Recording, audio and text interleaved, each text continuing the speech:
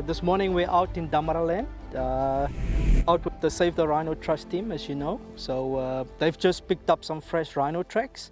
So from here what they will do is they will be leading us. So we'll be going single file. They'll be pointing and following the track. So let's just follow them, and then typically what they will do is they will check if the tracks is fresh, and then normally they won't follow tracks from the previous day, so it has to be tracks from that morning. And then they can normally age it, by the edges, the fine sand, the detail of the tracks, and that's how they know that the tracks are fresh and that we will catch up with the rhino. So here we kind of getting to a mitten, rhino dung mitten. So what they will do is, so basically the tracks we're following, that is the primary sign we're looking at. But then, to age it a bit more accurate, you have to look at the secondary sign. So normally that's where they would urinate or, leave their dung. Now, typically it's in a dung mitten. So here they've already checked. And then if, Denzel, you can point it out. And then you can see it's still nice and wet. You have a lot of moisture in there. So we're pretty sure that the rhinos are in the area. It's very fresh. So as the rhinos are moving through the territory, they'll use certain sites, which is the dung mittens. And this is how they're marking their territory or communicating with each other. And then some of the mittens are smaller mittens, they're randomly used, but then you have the main mittens that they regularly use. So that's also a way of tracking the rhino. Apart from knowing which sources, water sources they're utilizing or springs, you can also go to these mittens. If you know the rhino is in that area, you can go to these dung mittens and then hopefully pick up some fresh sign by the fresh droppings that you find at these dung mittens. The trackers call it the post office because the rhinos communicate mostly through smell, and this is where they leave their messages. So that is their ID cards. So this will tell each rhino in the area who's in the area, if they're ready for mating, or just who's passing through the area. So that is what the trackers call the rhino post office. So we've picked up the tracks. We've seen from the dung that the rhinos passed here about 6 o'clock in the morning. It's just about past 8 going to 9. So what's happening now is the guys is going to take the tracks. They're going to follow these rhino tracks step by step to where the rhinos are. So what we're going to do is these guys are pretty fast on the tracks. They're walking at a speed. We'll probably won't be able to keep up. So what we will do is we'll drive around and then wait for them at a certain location. And that's where we will meet up with them and see how close we're getting to the rhino.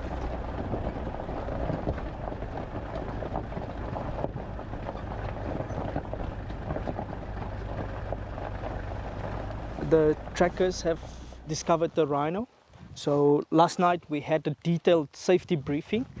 So before we start our trek into the sighting, just some of the more important points we want to cover from a safety aspect. So like I said, when we go into the sighting, silence is one of the most important factors. We'll be walking in a single file. The trackers will be leading us. They'll always be in front. We always listen to the instructions, we follow their directions. If we are walking, always be careful of rocks and then stepping on dead branches. If we are walking too hard coming into the sighting, the trackers will show us the boots. That means just walk a little bit more carefully and a little bit more quietly. If you're ready, we'll go in, and one of the most important things we talked about last night is, I call it the emergency. If a rhino should be charging us, the number one rule is we never run. We just freeze and then look at what the trackers is showing us. So basically what will happen, one tracker will be staying with us. The other trackers will move away from us to get the attention of the rhino. When it's safe to go, they will give us the signal and we will then move out of the sighting to a safe area. But at no means run, just follow the instructions.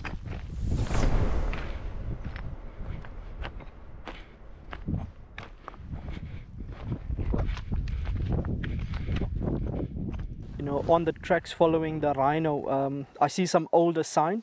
So will you be able to tell how old this is, and if it was from one rhino or different rhinos that left the marking?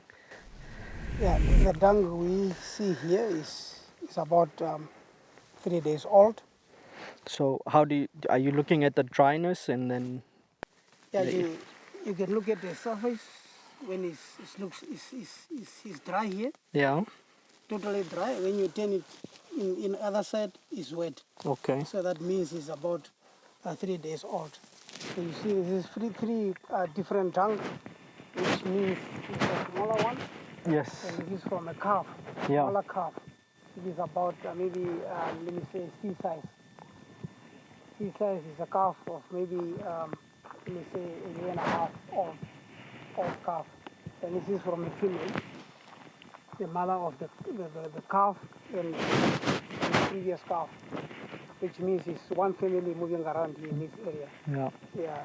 So that typically goes, from the norm where we say black rhinos is very solitary, but in actual fact they do have family bonds, and then sometimes also what you can call friendship. So sometimes you don't always see them all alone, so sometimes you see them in groups.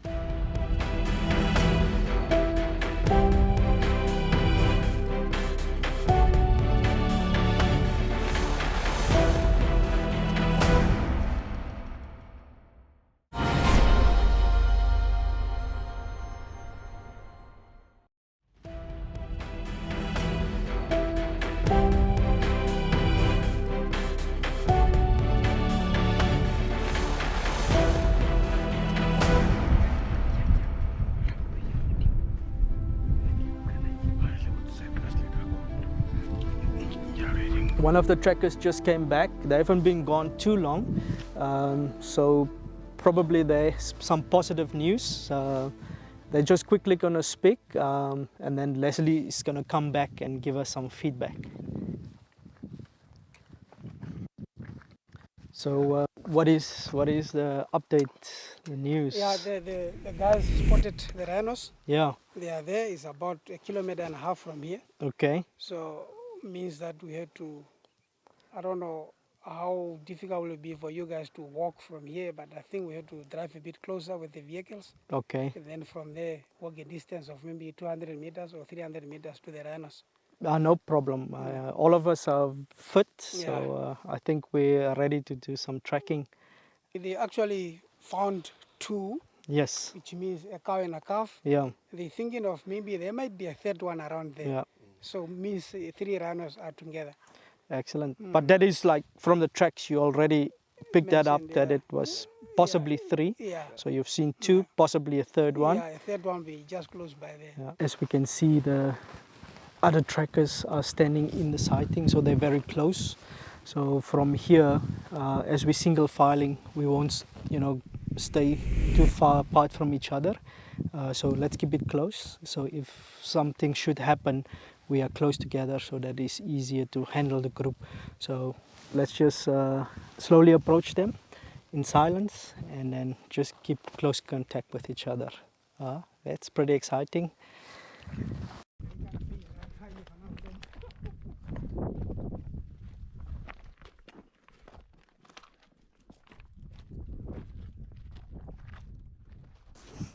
So after a very successful track, we've finally caught up with the rhino. So as the guys predicted, they saw 3 sets of tracks. So we're currently looking at one of the rhino closest to us is one of the dominant bulls. So the trackers told me his name is Speedy. Obviously he's not speedy today, he's quite relaxed. So just behind him is a mother and calf. So it's still nice and cool, we have a nice breeze. So that's why they're still feeding. So we're kind of just sitting tight, looking at their natural behavior. And as they're feeding, there's a few open spots. So hopefully they will come out into the clearing and we can have a nice view of the little calf that is with the mother. As you can see, there's quite a thicket that is the Cataphractus alexandri, also known as the trumpet thorn. So also very, you normally find it in the riverbeds where there's a bit of underground water, and that is the bush that they're currently feeding on. It actually has quite a bit of spines, but obviously we can hear the sound of them feeding, and they're just going through those little spines like it's nothing, so crunching away. These guys have been around for quite a while, several weeks within this area.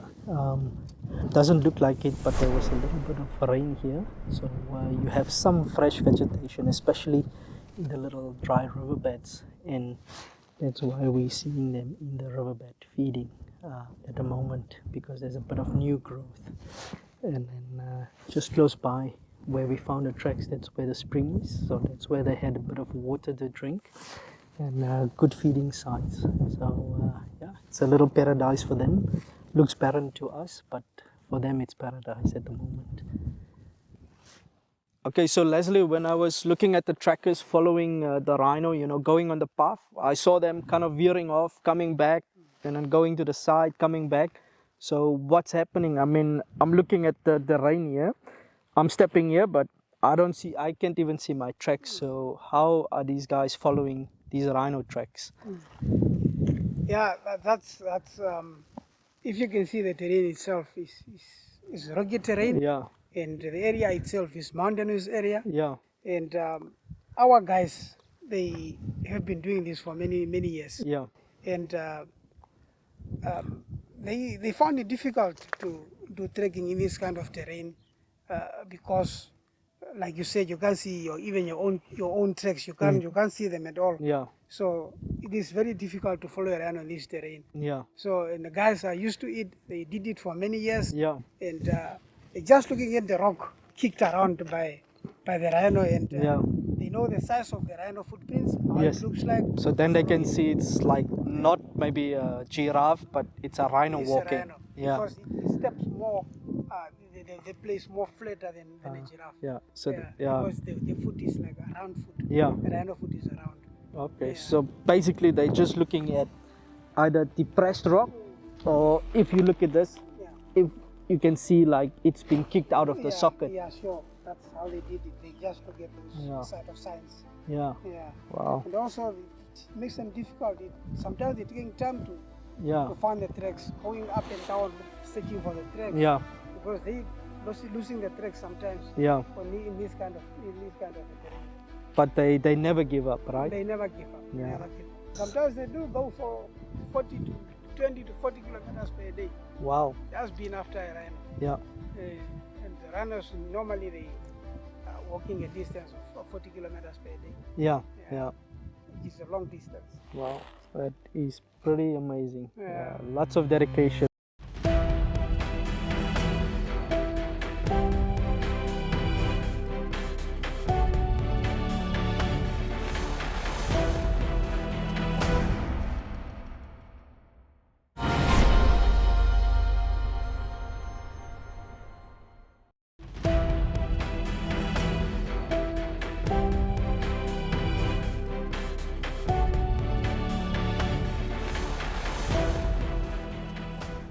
Ou Wit, he takes care of the rhinos. He ensures that the rhinos are safe within their habitat.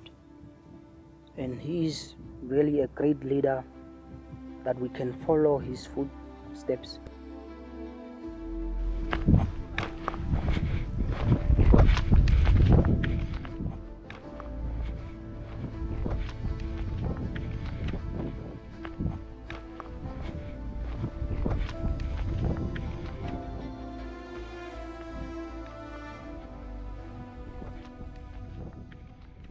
Jesayas, tracking rhino today with you and the team, we saw lots of signs. We saw the footprints, feeding signs, we saw the markings, you know, at the dung mittens. But this is something very special. Not a lot of people see this. The sheen over here, this is what you call the rhino rubbing rock, right? So from my understanding, it's a scratching post for rhino.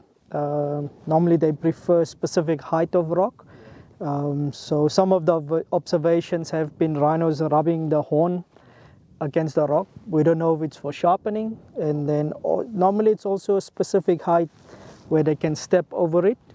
Rubbing the inside of the armpits, between the back legs. Normally that's where the ticks are, or the parasites. Yeah. And then, over generations of use, you get that little lovely sheen called the rhino rubbing rock. So this is something you don't see very commonly, right? When you're tracking, very rare to see this type of rubbing rock. How's the relationship between you and Hans, affectionately known as Ou Wit to you? So how is your relationship, and how is that empowering you to reach the next level, becoming the Rhino King?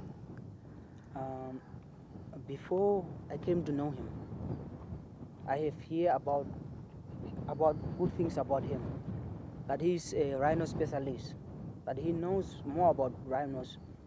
And then when I first came here, I went out with him on the first day, and he impressed me. Yeah. I was so amazed to see him finding the rhinos. I know, He's a good teacher. He's even slow when we're on tracking. Yeah. He's very slow. Yeah. And he's having a teachable spirit. Yeah.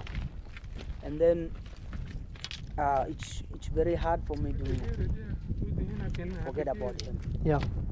And I always think about one day if he grows up. Yeah. I want to take over that ownership. Yes. For me to take his position. That's my aim. Ja. Hans, dankie vir die oggend. Dit het gelyk soos 'n harde oggend. Ons het vroegmôre begin voor die son. So ek het net 'n paar vrae vir jou. So in die oggend toe ons uitgegaan het, die spoor wat jy gekry het, hoekom het jy daai spesifieke spoor gevat en nie 'n ander spoor nie? Ons het ons regter die spoor wat ons eerst gekry toelossings by hier met die vandag het. Okay. Maar hoe het jy gesien? Dis vars. Ek ken die spore. Okay. Vandag het spoor. Okay. So basically when he goes out, he also has a memory of previous tracks from previous days. So those are ones that he can rule out quite easily. And then the fresh ones, he can see the details in the tracks. And he knows which tracks are from that morning. So basically, if he would take the wrong tracks, maybe from the previous day, he'll never catch up to that specific rhino he's tracking. So he can age the track down to the last few hours when the rhinos passed. So hoe lank het julle vanmôre die renoster gespoor wat ons het ons gekry het? Ons het die spoor tyd, miskien 7 uur. Ja. Of 8 uur. Voor 8. Voor 8. Ja, miskien 15 uur. Ja. Maar hoe lang het julle op hom gestap voor julle die renoster gesien? Dat het miskien 4 gehad. 4 en 'n half. Okay. So from picking up the tracks, took about an hour and a half of trekking through this mountainous rocky terrain to catch up with the rhino. Did julle die renoster gesien het? Wat was hy besig om te doen? Was hy rustig? Hy het net daar rondgebly. Toe ons hoor die sound daar dit gegaan. Ja. Maar was dit die geluide van die kar of van die mense? Miskien ons geluid. Okay, van die Hy hoor ons bietjie. Yeah.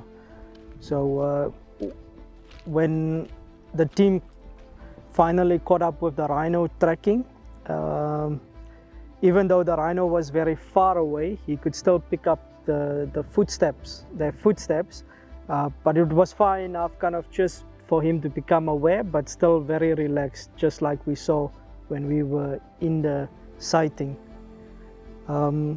Hans, ek kom al hier 'n paar jaar, so ek ken jou al van die begin af, maar hoe lank werk jy nou vir die Ou Wit Conservancy as 'n Rhino Ranger? Ja, van conservancy af kay unlimited ko. Unlimited. Ja, as 'n Rhino Ranger. As Maar van Game Guard, Rhino Ranger ja, tot nou, hoeveel jare is dit wat jy in die bos is? my werkjare is as ek 23 jaar. Sure.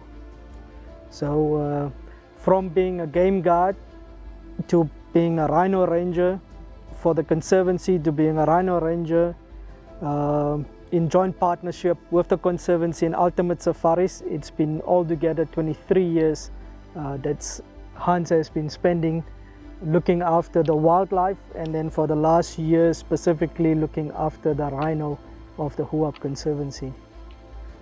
So, hoe voel jy as jy nog Ja, En ek jy- sal nog die jare nog vorentoe speel. Yeah.